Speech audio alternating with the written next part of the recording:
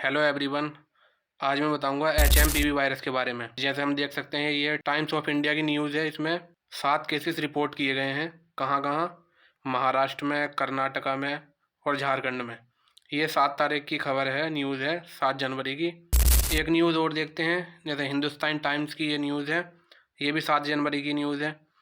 तो HMPV virus यहाँ 2 case report किए गए हैं, नागपुर में, महाराष्ट्र के नागपुर में। तो गाइज आज मैं बताऊंगा इसके HMPV वायरस के बारे में। तो चलिए शुरू करता हूँ वीडियो।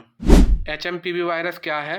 HMPV की फुल फॉर्म है ह्यूमन मेटा न्यूमो वायरस। ये कॉमन कोल्ड जैसे सिम्टम होता है इसमें HMPV वायरस में।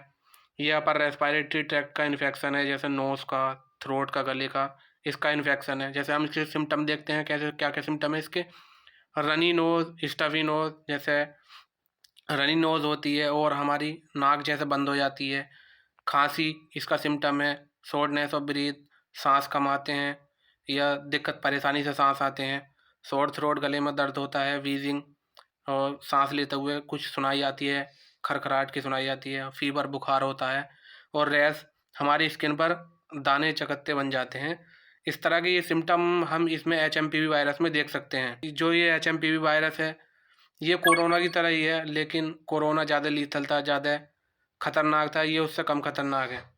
लेकिन अगर ये ज़्यादा दिनों तक ये हमारा HMPV वायरस रहता है तो निमोनिया हो सकता है इससे, अस्थमा हो सकता है, क्रोनिक ऑब्स्ट्रक्शन पल्मोनरी डिसीज़ हो सकता है इससे। अब हम देखते हैं ये ट्रांसमिटेड कैसे होता है। किसी बंदे को खांसी हो रही है, उसके पास में बैठ जाते हैं, उससे कफिंग होती है या स्नीजिंग होती है, खांसी होती है, जुकाम होता है, छींक आती है, तो उससे ये HMPV वायरस फैल सकता है।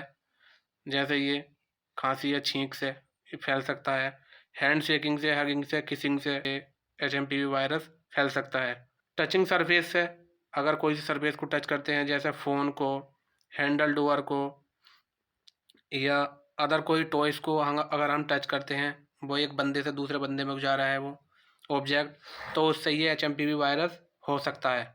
तो इसका हम खास ख्याल रखें। जो केस हैं इंडिया में बढ़ते जा रहे हैं रोज़ दिन ब दिन, तो इस चीज़ से हम ख्याल रखें कि हम क्लोज कांटेक्ट में ना रहें, किसी के हैंड शेक ना करें, चीज़ें हैं उससे बच के रहें।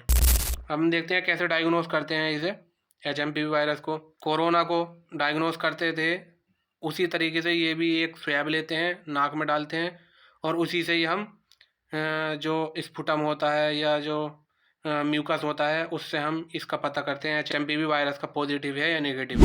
अब हम देखते हैं इसके ट्रीटमेंट क्या है।